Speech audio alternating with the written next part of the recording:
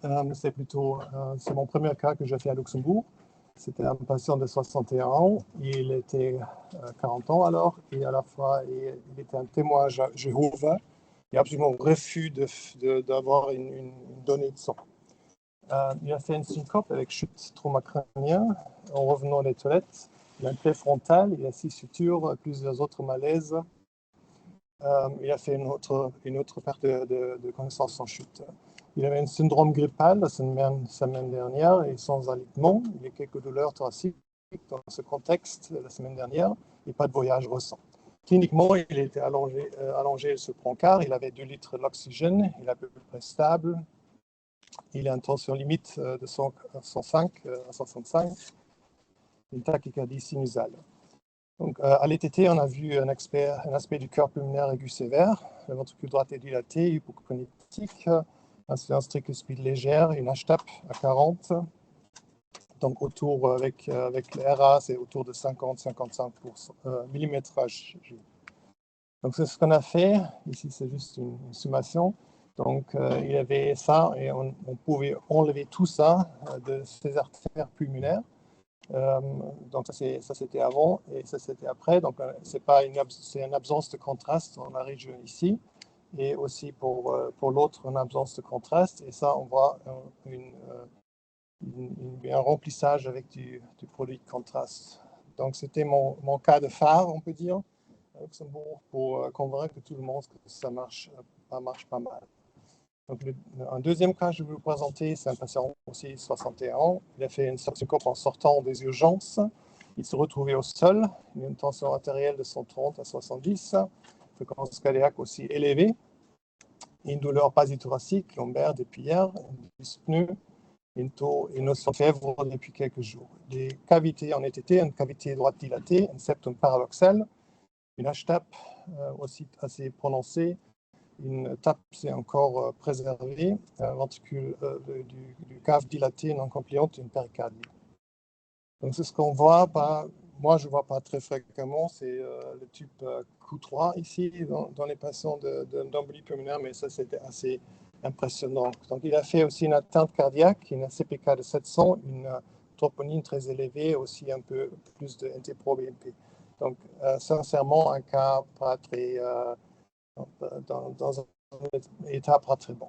Donc ici, on voit sur l'écran, je ne sais pas si vous pouvez le regarder bien. Donc il y a ici le thrombus qui est marqué par les flèches rouges. Ici, il y a un thrombus qui se bascule un petit peu là dans la partie droite. Et à gauche aussi, on voit qu'il y a un thrombus dans les artères qui descend ici, à la partie gauche. Donc, après la thrombectomie, c'est un grand cathéter. Il faut toujours faire très attention au guide ici parce que c'est un guide très stiff. Mais là, on voit en remplissage, on a complètement enlevé le thrombus ici, quelques dans les périphéries, c'est pas grave. Et la partie gauche est ici. On a tout repris de l'artère gauche. C'est ce qu'on a fait, ce qu'on a repris ici du patient. Son oxygénation s'est beaucoup améliorée et ça se fait instantanément. Donc quand on fait l'aspiration, ça prend à peu près une heure, 2 heures. Mais instantanément, si on reprend du thrombus, ça fait une amélioration de la situation clinique. Donc on a une base de l'HTAP et aussi une amélioration de l'oxygénation. On peut faire rentrer les patients dans les soins normaux le jour après. Donc on les garde encore dans les soins intensifs pour le jour, mais après il peut rentrer aux soins normaux et normalement dans la semaine on peut faire sortir à la maison. Un troisième cas, aussi un cas avec un patient qui est admis pour une désaturation et hyperthermie avec diarrhée et vomissement, une saturation réduite et dynamiquement relativement stable, mais basse en tension, une labo avec une troponine élevée, aussi une NT-proBNP. Donc ça, c'est pas récent. Il a fait une monte de cette NT-proBNP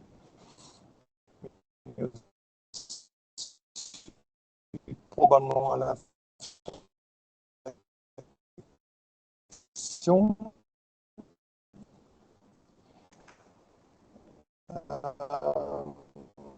Il y a un écho-cœur, cœur droit aigu, avec une HTAP sévère, une dyskinésie septale, ventricule gauche mal rempli avec signe de bas débit, et une péricarde sec.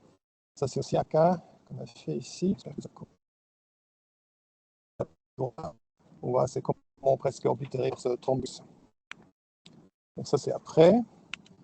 La partie gauche, on voit bien le remplissage jusqu'au bout, jusqu'au la partie droite, on voit aussi le remplissage de l'artère pulmonaire droite. Ce qu'on a récupéré, c'est un peu plus fragmenté que dans l'autre cas, mais on a quand même récupéré beaucoup de matériel de ces artères. Et la question, c'est toujours quels sont les patients qui bénéficient d'une thrombectomie. Il y a un cas qui n'était pas tout à fait de la même façon, qui est un peu hétérogène, et la population des patients qui fassent une embolie pulmonaire, c'est surtout hétérogène, à mon avis. Donc, on a un classement, une catégorisation par la classe de risque. Donc, le plus facile, c'est toujours le low. Donc, on n'a pas de hémodémique, il n'y a pas de paramètres cliniques qui sont mal, il n'y a pas de dysfonctionnement de ventricule droit. Donc, on fait intégration, on peut faire sortir le patient normalement le jour même. Donc, le high, c'est toujours un peu plus compliqué. Donc, on a une instabilité hémodémique, on a tous les facteurs qui sont mal, une dysfonction du ventricule droit, et ce sont les patients en état de choc. Ça, je vais me concentrer sur ça et le risque intermédiaire. Et le groupe intermédiaire, ce n'est pas trop hétérogène à mon avis. On a un groupe intermédiaire et l'instabilité hémodynamique, ce n'est pas trop prononcé. Je vais vous montrer aussi le choc non intensif chez les patients de ce groupe. On a des paramètres cliniques, ça c'est le PESI score normalement.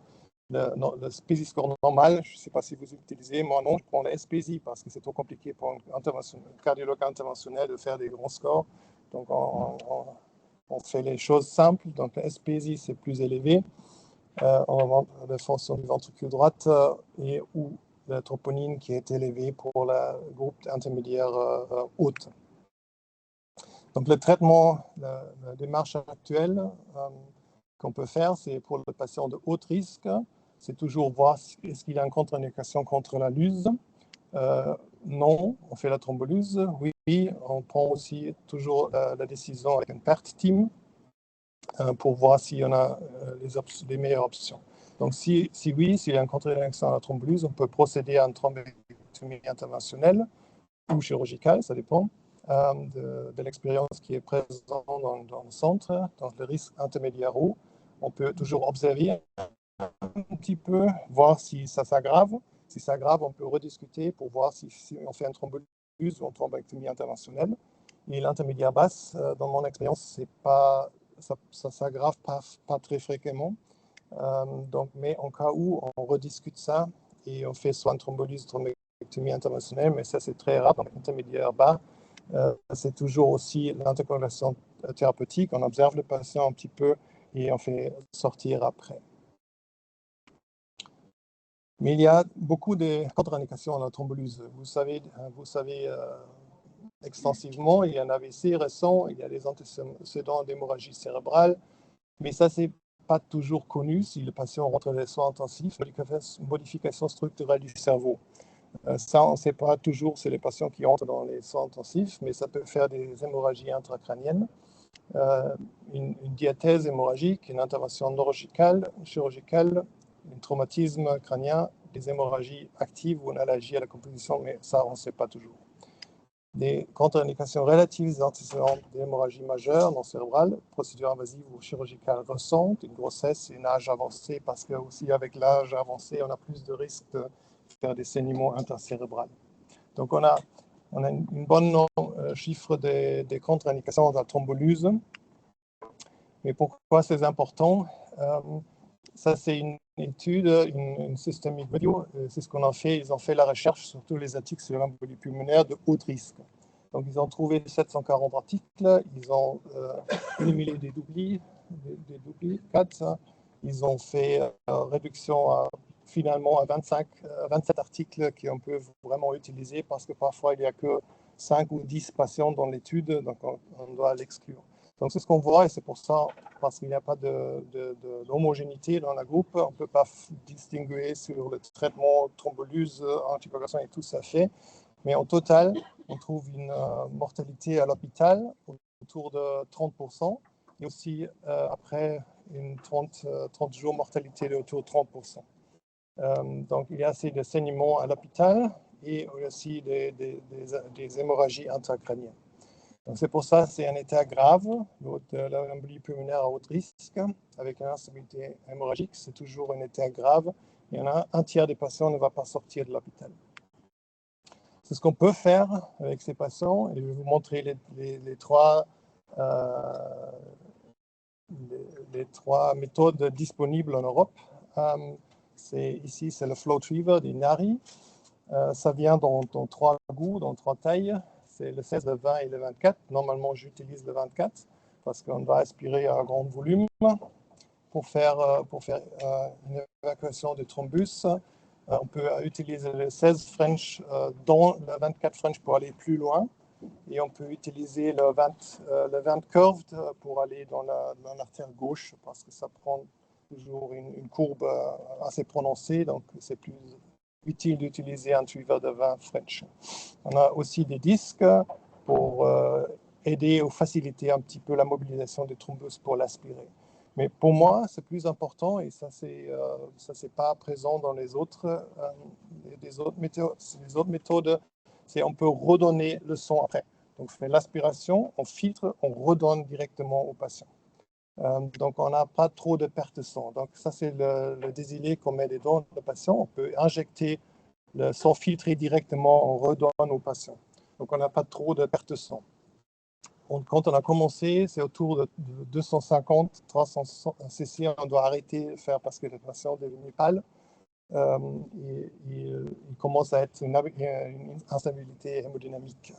Donc avec ce système-là, on peut redonner, on peut faire beaucoup d'aspiration pour évacuer le plus possible. Donc ils ont fait une comparaison dans l'étude FLAME, dans un groupe de haut risque, mais c'est seulement avec un contexte, donc ce n'est pas une étude randomisée. Donc on a vu on a une très basse mortalité à l'hôpital dans ce groupe haut risque. On a très peu de mesures de bail-out. On doit utiliser comme ECMO ou les autres méthodes, ou une thrombolyse. Et après, il n'y a pas trop de détérioration clinique. Et aussi le bleeding, donc l'hémorragie, c'est moins prononcé comparé avec un contexte qui fait tout le traitement actuel. Malheureusement, l'étude randomisée persévère aussi avec le système Inari. Ce n'est pas encore fini, donc ils ont presque, je crois, complété leur recrutement, mais c'est toujours en cours. Ça comparait l'aspiration avec l'Inari, avec le traitement actuel, aussi la thrombolyse, pour voir s'il y a vraiment un bénéfice de mortalité dans ce groupe avec ce traitement. Et l'étude PAETO, c'est intermédiaire, c'est toujours sur les patients risque intermédiaire, c'est l'étude PAETO qui nous a montré que ce n'est pas une très bonne idée de faire la thrombolyse sur les patients à risque intermédiaire. Parce qu'on ne voit pas trop d'effets sûrement sur les patients plus âgés, mais surtout pas très prononcés sur les patients moins âgés, avec une thrombolyse vers un traitement anticoagulant. Donc, c'est ce qu'on voit, c'est une majoration des hémorragies dans les patients. Donc, ça, c'est l'étude qui nous dit ne pas faire une thrombolyse chez les patients intermédiaires risque, mais surtout sur les patients haut risque. Il y a aussi une étude PAETO 3 qui va venir, qui fait une dose réduite de tenecteplase pour comparer ça aussi avec le traitement anticoagulant, mais ce n'est pas encore fini. Donc, c'est ce qui est récemment publié, c'est l'étude PAETO. Ça fait avec une cathéter qui facilite la thrombolyse par ultrason et injecter une dose réduite de l'use par le cathéter qui fait une perméation du thrombus et où on voit une amélioration de la situation après. Donc, ce qu'on voit, c'est dans l'étude PAETO, c'est récemment publié dans New England, on voit une amélioration, si on voit le primary output, les premiers critères d'évaluation, on voit une amélioration dans le groupe d'intervention. Donc, on a moins de facteurs de risque après. Les composants des critères composés, c'est la mortalité, c'est pas très basse après, mais c'est plutôt dirigé par moins de décomposition cardiaque et moins de collapse après la thrombolyse par cathéter. Donc, ce n'est pas une amélioration de la mortalité avec ce traitement. Il n'y a quand même pas trop de différence entre l'anticoagulation et pour les saignements. Il n'y a pas trop de différence, donc c'est assez sûr comme traitement, mais on va voir si c'est vraiment plus efficace que le traitement avec anticoagulation à long pour voir plus long. Donc on doit avoir plus de données de 30 jours ou d'un an ou 6 mois pour voir si c'est vraiment mieux de faire ce traitement en comparaison avec une anticoagulation tout seul. Mais c'est quand même pas quand même pas comparable avec un traitement de vraiment l'use de faire chez un patient. Donc pour le problème avec tous les études, c'était plutôt un mélange. Parfois, on a des patients de haut risque dans le groupe et surtout les patients de risque intermédiaire. Donc, le risque intermédiaire, ils ont fait un registre, c'est aussi avec le système Inari, un risque intermédiaire et haut risque, mais c'est plus petit parce qu'il y a moins de patients dans ce groupe. Donc, on a vraiment pouvait montrer dans ce registre qu'il y a vraiment une mortalité très basse après ce traitement avec l'aspiration du cathéter. Il y a une amélioration de la fonction du ventricule droite dans les patients dans la plupart des cas. Ce qui est très intéressant, et c'est pour ça que je dis la groupe des patients avec un risque intermédiaire, c'est pas homogène, c'est un groupe hétérogène. Donc, on trouve parmi les patients avec un risque intermédiaire des patients avec une choc non intensif. Ce qu'on peut dire, c'est un patient avec un cardiac index en dessous de 2,8 litres par minute et mètre carré. Donc, c'est à peu près un tiers des patients qu'on a trouvés dans le registre FLASH. Donc, c'est à peu près 800 patients dans ce registre. Et on trouve un tiers, ce sont des patients avec une choc non intensif. Donc, on peut, avec la thrombectomie, améliorer le cardiac index dans les patients et aussi on peut baisser la pulmonary pressure dans les patients.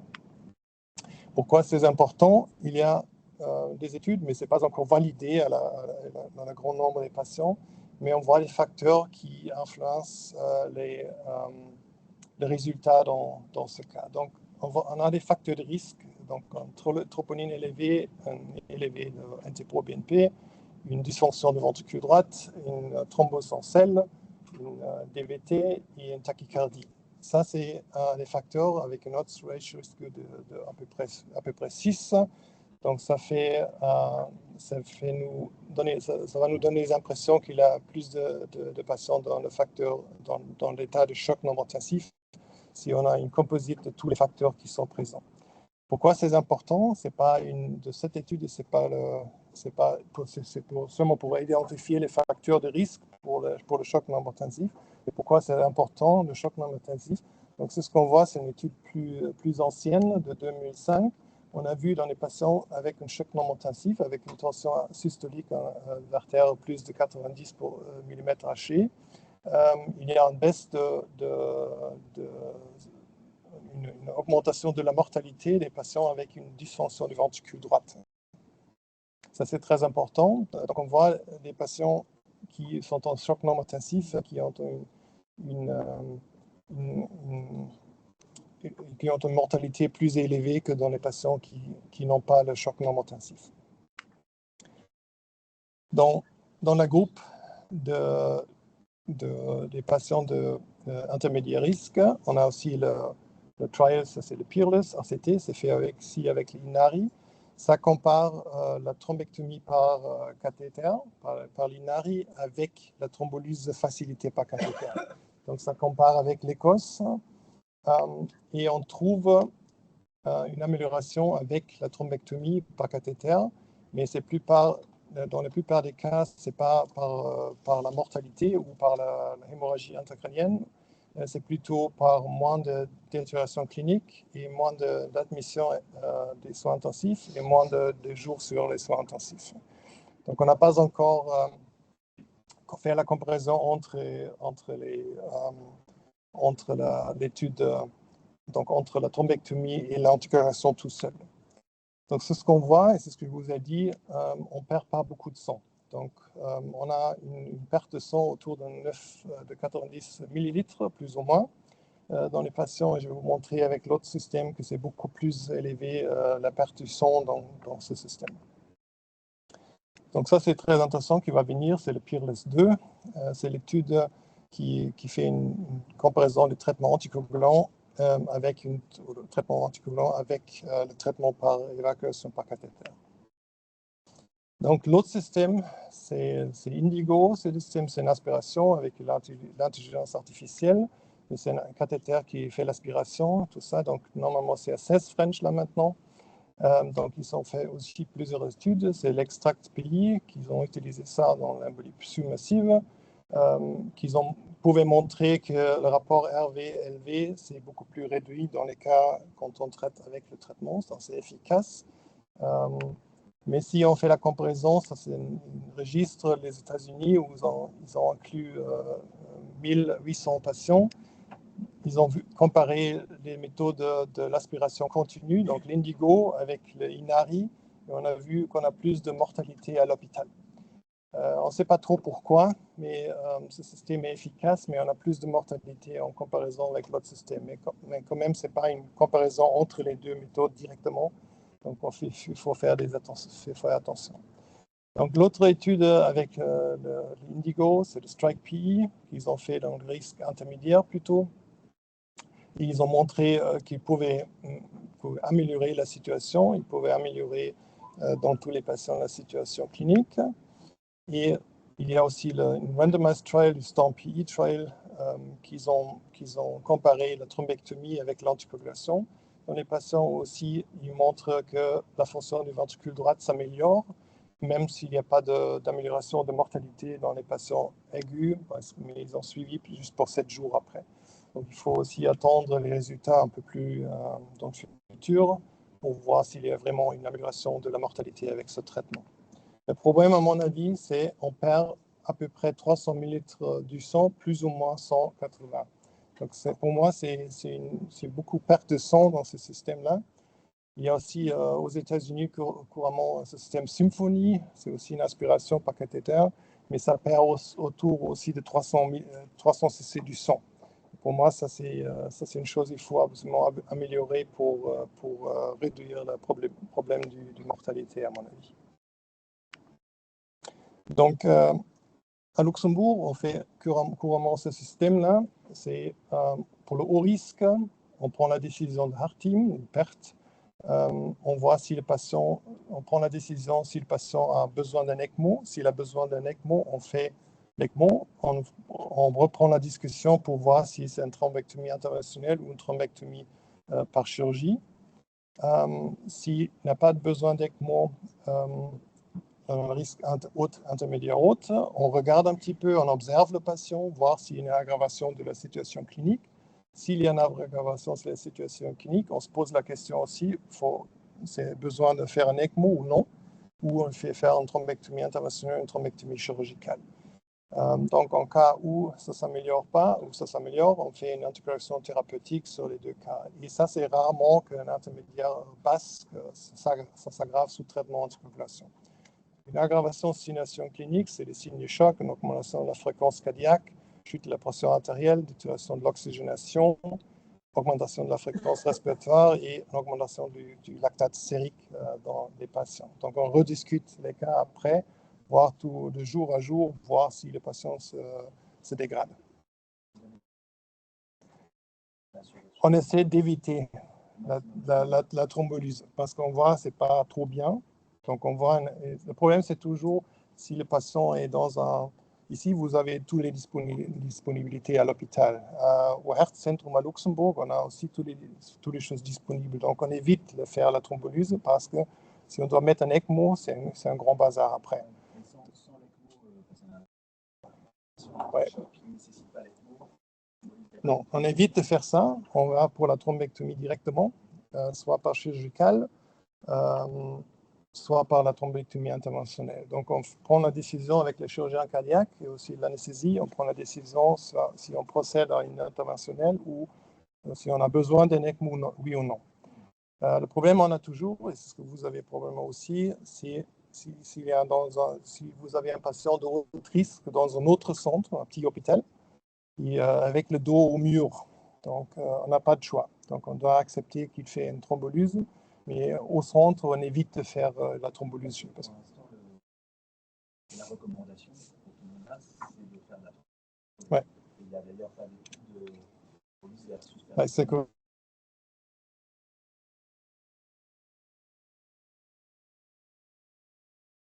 donc, c'est très sensible, ouais. c'est très spécifique à votre ouais. charge et pas forcément d'être dos au mur de faire la thrombolyse, étant donné que c'est ce qui est recommandé.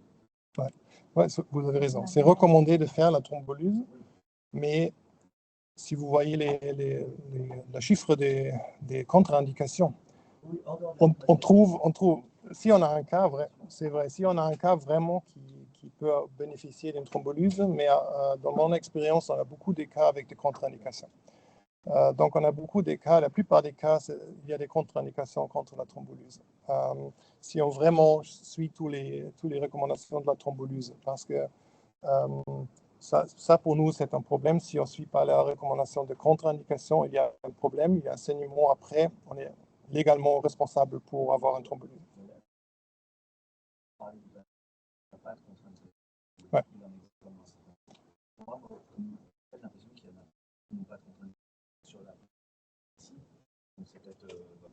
Ouais. Même dans cette population-là, on n'a pas de contre-indication à la thrombolyse. On discute d'abord faire soit la thrombolyse, on discute ça, mais ça c'est un peu progressif, mais on doit, parce qu'on voit déjà les études, pas encore dans les guidelines, ça je sais bien, c'est pas encore, donc je dis modèle luxembourgeois, donc c'est pas encore dans les guidelines, et si on voit tous les registres et toutes les données, c'est ce que je vais montrer, c'est encore pour les hauts risques, c'est bénéficiel, on ne fait pas de dommage de faire des thrombectomies. Donc, on a quand même des patients qui font des hémorragies intracrâniennes sous thrombolyse. On a eu des patients qui ont eu une thrombolyse, qui ont été transférés. On fait un ECMO, c'est un gros bazar, directement après une thrombolyse, qui ne sont pas stables. Et c'est surtout pas tous les patients qui ont une thrombolyse qui réagissent à la thrombolyse. C'est aussi des faillites dans la thrombolyse. Et c'est pour ça qu'on discute d'abord si on fait la thrombolyse ou non, ou on fait directement si le patient bénéficie d'un ECMO. On peut faire aussi une thrombolyse sous ECMO, mais on discute d'abord si c'est nécessaire de faire un ECMO, s'il est instable, de la façon qu'il doit bénéficier d'un ECMO ou non.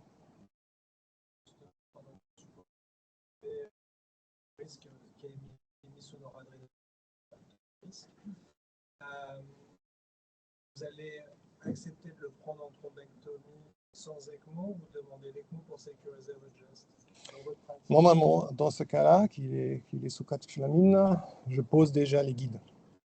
Donc, je pose déjà les guides et on a l'ECMO en stand-by. Donc, je ne pose pas toujours l'ECMO avant parce que c'est un peu plus compliqué de faire la thrombectomie sous ECMO parce qu'il faut le stopper pour l'aspiration et tout ça. Donc, il faut vraiment. Donc, j'essaie de faire sans, mais je suis préparé. Donc, j'ai déjà des dents, les guides dedans. Donc, on peut facilement, et l'ECMO, ça tourne. Donc, on peut facilement mettre l'ECMO tout de suite dans les patients si ça ne va pas. Ça, c'est notre démarche. Mais je crois si on regarde tous les données qui sont là, qui suivent, je n'ai pas encore vraiment trouvé une contre-indication à la thrombectomie pour ça. Mais il y a beaucoup de contre-indications contre la thrombolyse. Ça, c'est pour ça on s'est arrangé comme ça. Ici, ça peut être différent aussi, parce que la population, peut-être, ça change. Mais là, on a toujours parfois le problème, c'est qu'on doit accepter un patient dans un centre référent qui est plus petit et peut-être instabilité aérodynamique. On dit, bon, faites une thrombolyse sinon. Mais d'abord, il faut nous contacter pour voir, mais même on fait un transport, on fait un ECMO de centre externe et on fait rentrer le patient avec l'ECMO, parfois. Et vous revenez à la thrombectomie à 3h du matin parce que dans certains tables que vous avez montré, on voit que le délai c'est 19h, donc c'est vraiment un geste qu'on fait quand on est en si on avait vraiment envie de croire que ça rend service, l'idée c'est de le faire aussi à 2h du matin, c'est un geste auquel par exemple vous revenez. Donc c'est assez rare qu'on a vraiment un patient haut risque pour la thrombectomie. Ce n'est pas la plupart des cas, je veux dire, chez nous à Luxembourg. On n'a pas toujours directement un cas par jour pour la thrombectomie de haut risque. Donc, on a plutôt le haut risque, il faut le faire tout de suite si on veut faire quelque chose. Donc, on pose l'ECMO ou on fait tout de suite. Mais la plupart des cas, on peut attendre. On peut le faire dans les heures du jour. Donc, dans les intermédiaires, on peut les faire s'il y a une aggravation clinique, on les observe, on refait le scanner pour voir s'il y a déjà une amélioration sur l'articulation. S'il n'y a pas d'amélioration d'articulation, il y a une détérioration clinique, on décide de faire une thrombectomie, mais ça, on fait entre 8h et 18h. Donc, on ne fait pas la nuit. Parce qu'on n'a pas le service, on n'est pas un grand service, donc on n'a pas une équipe spécialement faire pour ça. Un patient qui a 3h du matin au fond au risque en charge, ça reste la thrombolyse. Ça, il faut discuter. Normalement, on fait si le patient arrive dans le centre, c'est bon, mais s'il arrive ailleurs, c'est les cardiologues qui nous appellent, qui disent, bon, on a un patient, est-ce qu'on fait une thrombolyse ou est-ce que vous venez le chercher, le patient? Mais on fait la discussion. Donc, c'est très important d'avoir des centres de référence et on fait la discussion entre tous les équipes. On a eu, il y a 2 semaines, un jeune homme de 20 ans, drépanocytaire, qui a fait une EP massive avec un choc profond. Il est arrivé après une errance d'1 heure dans les hôpitaux bruxellois. Il était profondément choqué. Il a été thrombolysé, il a tout récupéré. Donc, dans votre centre, il aurait eu une ECMO. Ouais. Et c'était assez dur. S'il est instable, on peut faire l'ECMO et après, on peut faire l'amélioration de cette situation. Je peux vous demander, c'est quoi vous avez l'ECMO est remboursé, la thrombectomie? La thrombectomie, là maintenant, ça commence à être remboursé. Mais l'ECMO, c'est une geste remboursé. Chez les patients. Ici, c'est pas remboursé pour l'ECMO. Disons que c'est le forfait. Ça ne couvre pas les frais. Hein. Ouais, ça, le remboursement à Luxembourg, c'est un peu différent, mais ça c'est tout payé. Donc, en Belgique. Le matériel, pas l'acte pour le médecin, malheureusement. Le matériel est sans doute. Mais s'il y a un échec de thrombolyse. S'il y a échec de thrombolyse. Il faut suivre, donc, dans le moniteur marqué qu'il faut suivre les dernières guidelines de l'ESC. Donc, ça date de 10 ans.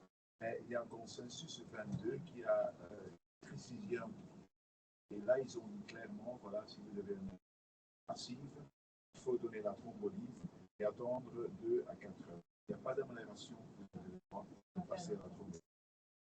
Sauf si naturellement il y a un contre-indication. Et là, vous pouvez directement, pour les intermédiaires hautes, là, il faut donner entre 24 heures et 48 heures d'anticorps. Si vous avez un échec ou une dégradation du patient, vous avez le droit d'aller ou à la thrombolyse, mais les taux, ce n'est pas toujours le premier choix. On peut aussi aller pour les critères de remboursement. Pour rebondir, vous avez parlé de la thrombectomie, ça marche toujours bien ça, mais à l'inverse, chez un patient qui a été thrombolysé, ou c'est du caillou un peu plus, c'est une dégradation un peu secondaire, est-ce qu'il y a des fois où le caillou peut être plus compliqué à récupérer et où il y a une aspirale? Quels sont les mauvais patients pour la thrombectomie d'un point de vue technique? Le point technique, c'est pas toujours facile à dire. Donc, si on a l'impression que le thrombus est déjà très organisé, adhérent aux parois, c'est parfois difficile à le mobiliser. Donc, il y a des paniers pour mobiliser un petit peu, mais c'est parfois difficile. Mais c'est très difficile à dire en avance si ça marche ou si ça ne marche pas très bien. La plupart des cas, ça marche très bien. Donc, parfois, on fait déjà une fragmentation du thrombus par l'aspiration. Donc, on est un peu déçu qu'on n'a pas des grands cailloux, mais c'est déjà fragmentisé dans l'aspiration. Mais la plupart des cas, donc, tout dans la périphérie, je n'oserais pas faire ça, parce que ça ne fait pas trop de... Donc, je prends les grands thrombus droite, gauche ou en selle. Ça, ce sont les cas où on peut toujours aspirer quelque chose. J'ai eu un cas où j'ai fait l'aspiration, où on n'a pas vraiment récupéré ça, parce que c'est tout adhérent aux parois. On a abandonné, on a fait l'anticoagulation. Donc, on n'a pas fait de dommages aux patients avec ce traitement. Mais il faut faire très attention avec les guides, comme j'ai dit. Donc, ça, c'est un guide stiff. On peut faire des perforations. Je n'avais eu aucune perforation avec ceci, mais il faut faire vraiment attention. Il faut faire un deuxième opérateur qui bien fait attention au guide, qu'on ne fait pas de perforation, on ne fait pas de bêtises avec ce cathéter. Je n'ai jamais eu d'essais sur table avec ça. Le dernier cas que j'ai fait, c'était un patient qui était, c'était vraiment intéressant. Hémodynamiquement, c'était un patient qui était pas une très grosse HTAP, mais en choc cardiogénique. Il était presque décédé sur table, parce que quand j'ai mis le cathéter dedans, on bloque un petit peu le ventricule droit. Et il était presque sans pression avec ceci. On a fait l'aspiration et la pression est immédiatement sautée. Et aussi la pression de ventricule droit est immédiatement sautée à 60 quelque chose. Donc c'était plus qu'avant parce que c'est un patient avec une HTAP chronique. Donc il était en choc cardiogénique, il était presque en insuffisance complète. Et puis après on a retiré tout ça, il est revenu dans son normal HTAP. Donc à mon avis, c'est une méthode sûre. On doit voir avec les autres appareils si ça reprend aussi, mais dans mon expérience, c'est très sûr. Et si on a l'option de le faire, et on voit vraiment le patient s'améliore immédiatement.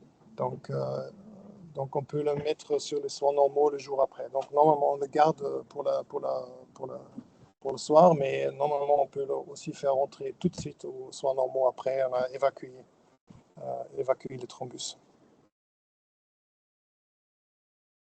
Mais il faut s'habituer à ça. Il faut une équipe qui fait ça un peu plus souvent. Donc, si on fait ça dans les cas vraiment limite, on ne va pas avoir des bons cas. Donc, il faut avoir un peu, pour gérer un petit peu l'expérience avec cette technologie, avoir une équipe qui se forme. J'étais à Bruges une fois pour parler de tout ça. C'est une équipe de radiologues internationaux qui font ça. Donc, c'est 4 radiologues internationaux qui font l'extraction et tout ça. Mais ça dépend. Chez nous, c'est les cardiologues, mais il faut une équipe qui se vraiment dédie à ça, à faire ce traitement. Et là, on peut faire sur. Et pour les suites, c'est très positif qu'on a une amélioration dans les guidelines avec la thrombectomie.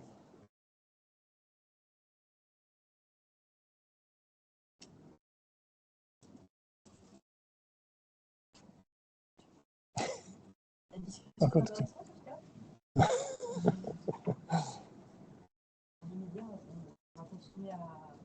Donc, je pense que, je sais pas avec un biologue ici, mais je pense qu'eux, ils commencent à avoir une certaine habituation, mais c'est vrai qu'ils sont dans la recommandation, dans la procédure dont a parlé notre collègue. Il y a encore des slides J'ai encore seulement pour ça, mais ça c'est juste pour la détérioration clinique, c'est ce qu'on prend pour détérioration clinique, mais ce sont des facteurs bien connus.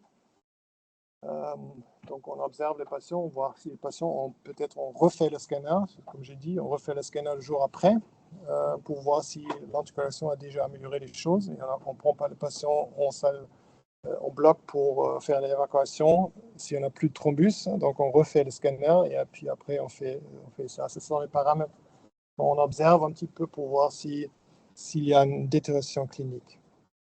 Et à mon avis, ça va être une chose comme ceci. Donc on a commencé avec l'infarctus du myocardium, avec anticoagulation, on a commencé avec ça. C'était suivi par le TIMI, par la thrombolyse, et puis après le cathéter et le stent.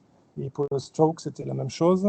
Pour l'AVC, c'était d'abord l'anticoagulation, après la lyse, et après des stent retriever et des aspirations. Et à mon avis, je crois que c'est aussi le chemin à poursuivre, c'est d'aller à des méthodes plus interventionnelles pour l'embolie pulmonaire.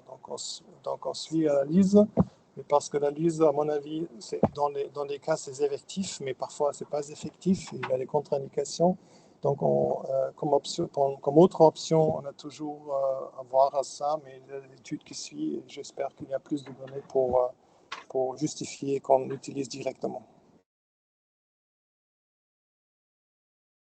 Ça, c'est tout. On a déjà initié bien la discussion. Merci beaucoup pour cette présentation. Merci. Est-ce qu'il y a des questions ça soulève des questions, des... Moi,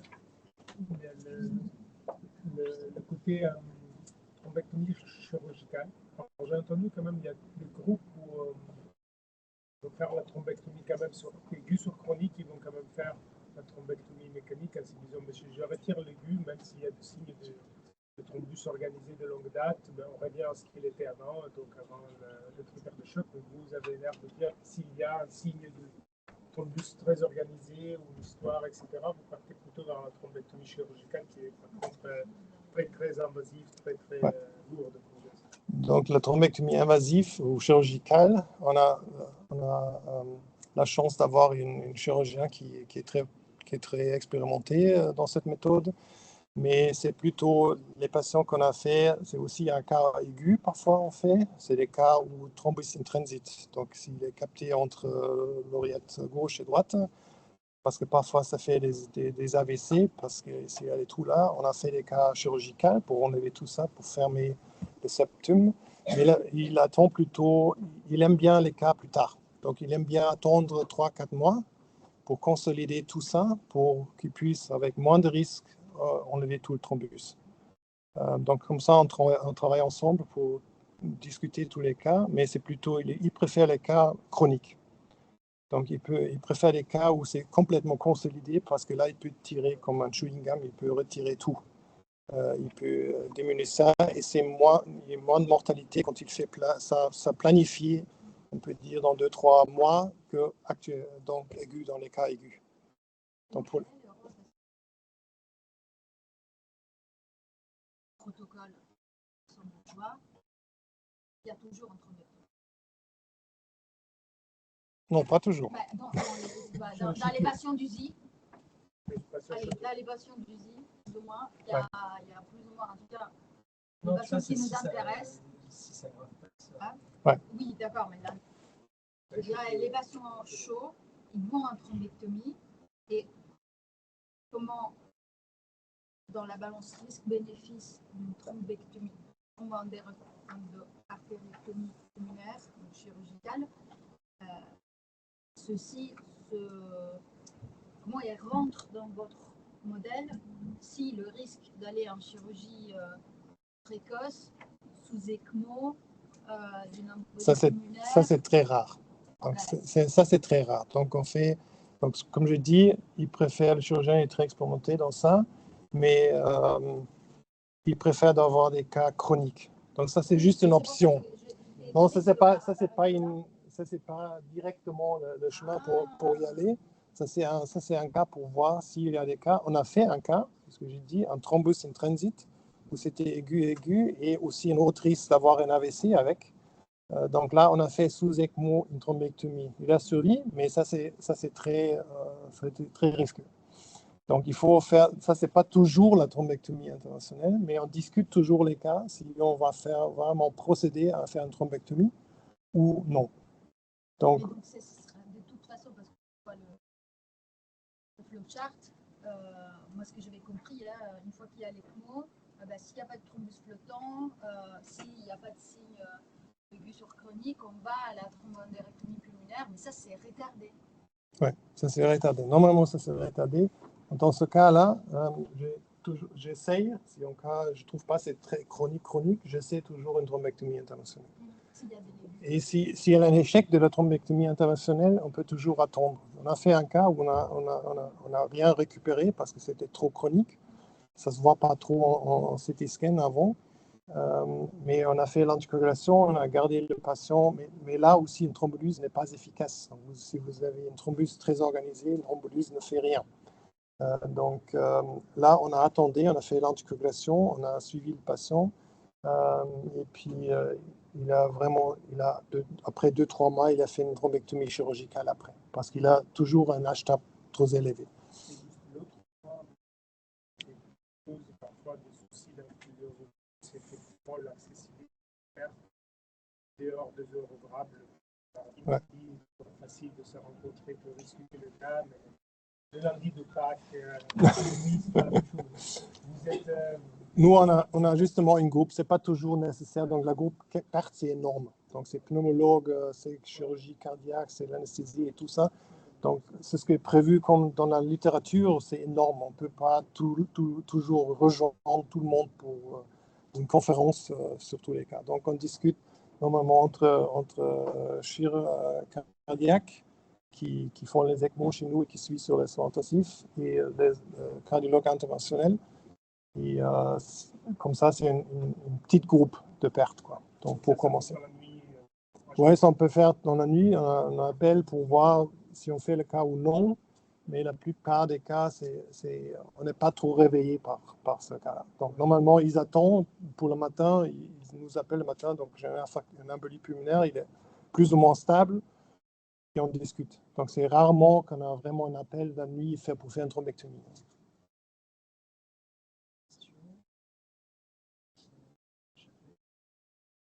J'ai une question. Oui, ça va revenir. Donc, on voit qu'il y a le choix de la thrombectomie, la thromboaspiration thrombectomie. Là, on voit que le dernier New England, enfin significatif sur une technique instrumentale pour le P, c'est plutôt embolie plus ultrasonde.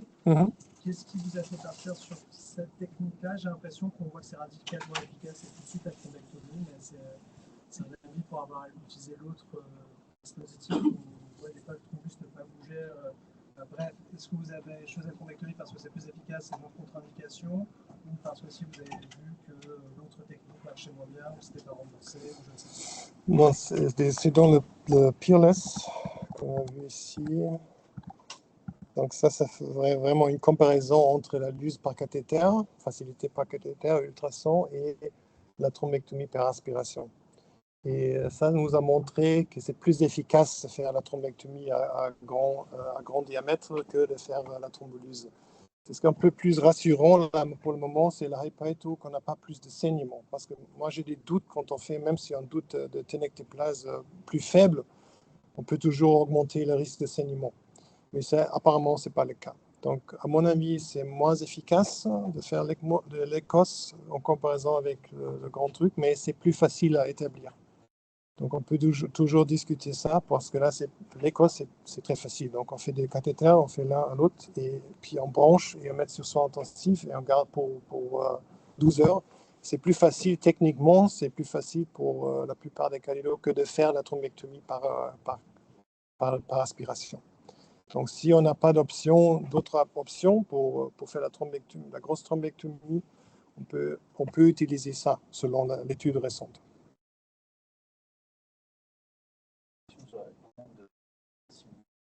Sur la balance bénéfice-risque versus l'année, j'ai un patient de choc qui a nécessité de l'ECMO, et soit chez vous, soit à l'extérieur, estimer que, parce qu'il y a toujours, enfin moi la crainte c'est que si on décide d'une technique percutanée, le temps de la mettre en place, l'efficacité de revascularisation elle va être moins importante moins rapide que la thrombolyse. Un peu comme à l'époque, percutanée angioplastie versus thrombolyse.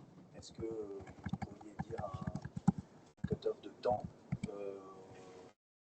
comme les 90 minutes à l'époque pour les coronaires, au-delà duquel vous dites bah non, là en fait il y a une période qui est trop risquée d'aggravation, d'arrêt cardiaque en fait, et donc il faut débuter la thrombolyse? Oui, c'est une bonne question, mais ça c'est parfois la discussion. Donc si on a trop de délai pour faire ça, mais ce n'est pas pour les cas intermédiaires où on fait pas thrombolyse, mais pour le haut risque. Un état de choc. Si vous devez mettre 2 heures à pouvoir être en revascularisation, est-ce que vous avez un délai en tête approximatif sur lequel on pourrait un peu se baser pour raisonner là-dessus? Oui, ça dépend de l'état de choc. Mais si c'est très profond, il faut faire une thrombolyse tout de suite.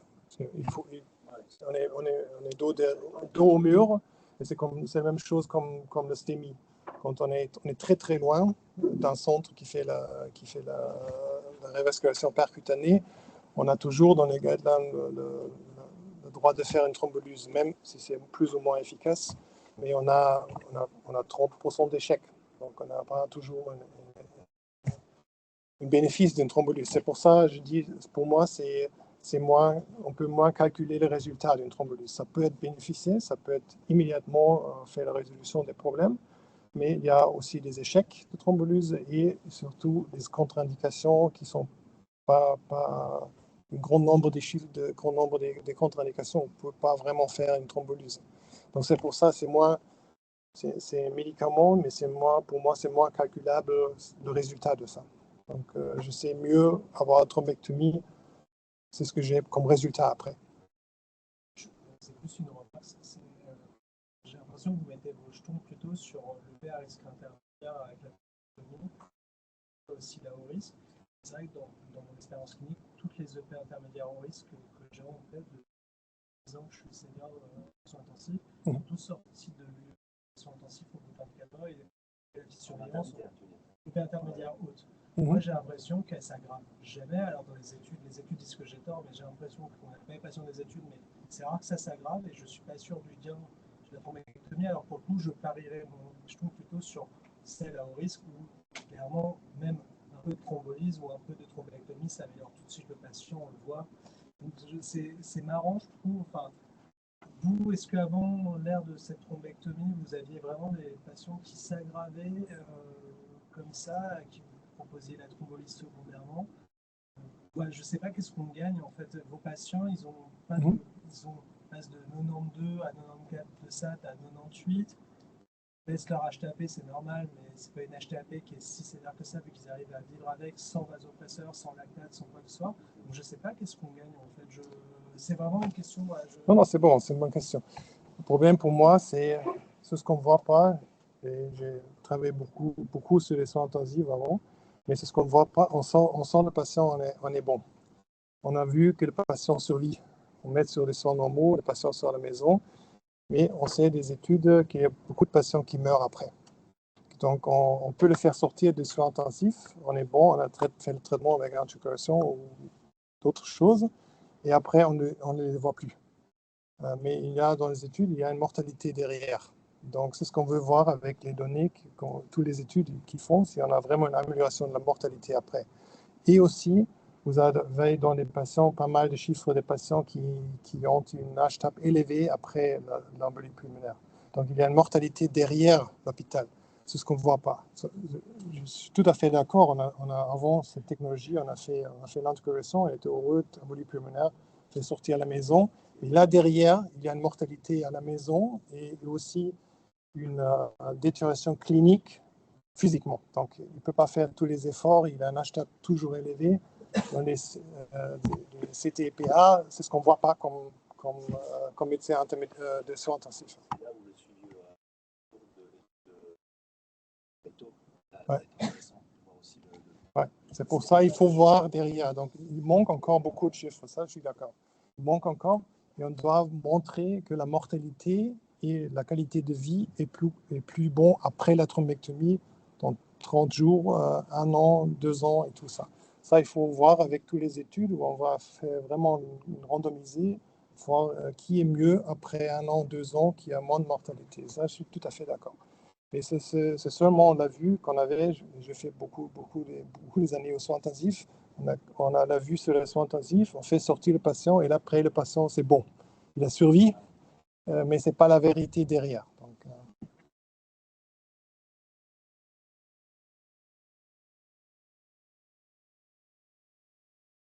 la question sur les intermédiaires et donc sur les critères que vous utilisez pour savoir s'ils sont stables, s'ils s'améliorent ou s'ils se dégradent.